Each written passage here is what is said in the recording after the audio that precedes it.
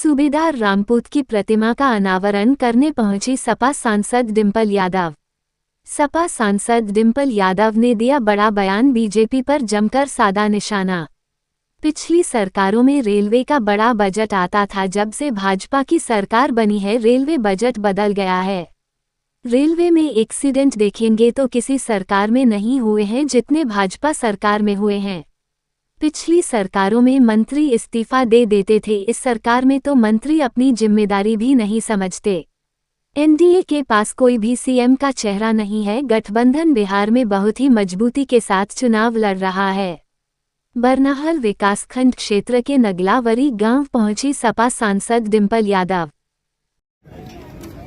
गठबंधन बहुत मजबूती के साथ चुनाव लड़ रहा है और आप देखेंगे कि जब परिणाम आएंगे तो बहुत ही आशाजनक परिणाम होंगे। पूरे देश के लिए आशाजनक परिणाम आएंगे। मैडम, प्रचारकों की सूची महागठबंधन की जारी हुई, जिसमें कुछ लोगों के नाम छोटे भाजपा वाली टिप्पणी हो गई कि कुछ चुनिंदा लोगों को ही स्टार प्रचारक बनाया गया। अब मुझे नहीं पता किनको छोड़ा गया है, किनको बनाया गया है, लेकिन मैं समझती हूँ कि जिनको भी बनाया गया है ना अपना काम अच्छी तरह से। क्या आपकी लोकप्रियता से भाजपा वालों को डर लग रहा है कि एक महिला ने जो मैनपुरी में पैर उखाड़ दिए थे अब बिहार में जाके सुपड़ा साफ करेगी?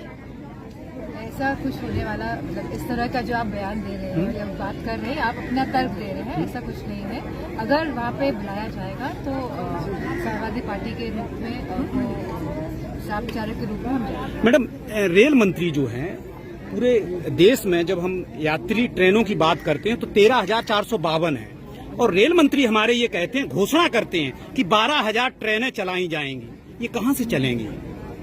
हमने देखा है लगातार किस तरह पूरी रेलवेज की जो व्यवस्था थी भारतीय जनता पार्टी की सरकार आने के बाद बदल गई है। जहाँ रेल बजट इतना बड़ा बजट हुआ करता था, अब रेल बजट ही नहीं आता, संसद में पेश होता है।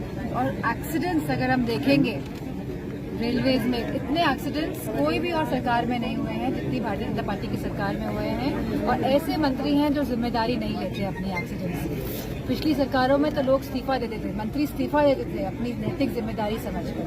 तो मैडम, आप चूंकि तिवारी बिहार चुनावों में एक रैली के दौरान बोले कि ये महागठबंधन के लोग भ्रामक प्रचार कर रहे हैं। वक्फ बोर्ड बिल को जो है संसद में पारित किया जाता है और ये विधानसभा चुनाव के नतीजे आने के बाद पारित करने की बात कर रहे हैं। समझते हैं क्योंकि कोई एजेंडा नहीं है भारतीय जनता पार्टी वालों, और जिस तरह की परिस्थितियां बिहार में है और जिस तरह सीएम का चेहरा नहीं है एनडीए के पास आज, तो मैं समझती कहीं ना कहीं ध्यान भटकाने के लिए वक्फ बोर्ड, ये सीआईए, ये एसआईआर, इस तरह की गतिविधियां जानबूझ के सरकार करती है। जिससे मूल मुद्दे जो हैं बिहार के, जहाँ बेरोजगारी है, जहाँ पे लोग पलायन कर रहे हैं क्योंकि कोई रोजगार नहीं मिल पा रहा है, तो इन मूल मुद्दों से ध्यान हटाने के लिए इस तरह की बयानबाजी और भाषणबाजी होती है।